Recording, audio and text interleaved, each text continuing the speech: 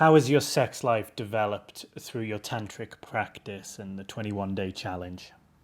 Before I was like, the normal one-to-one, yes, let's have sex together in a quiet, invisible room where nobody can see you or hears you or anything like that. I gone from that to kind of living out a lot of my fantasies, my dreams. I used to dream a lot. I've been going from one-to-one to a whole train of people, all from women to men. I mean, I was caught playing with women when I was a kid. That was like a no-no. So for me, living that out, and that was my dreams, I had a lot of dreams about women.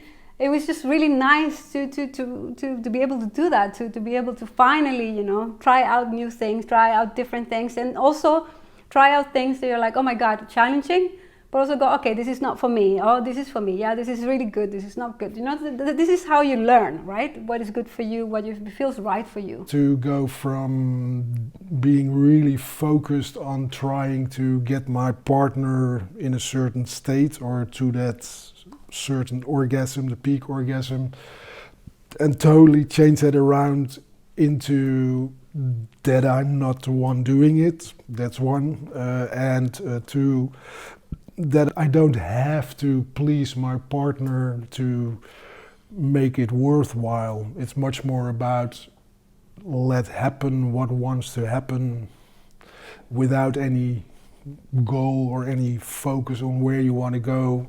And then from there, beautiful things happen, but it's just such a total different way of relating that that took me a while to get that right.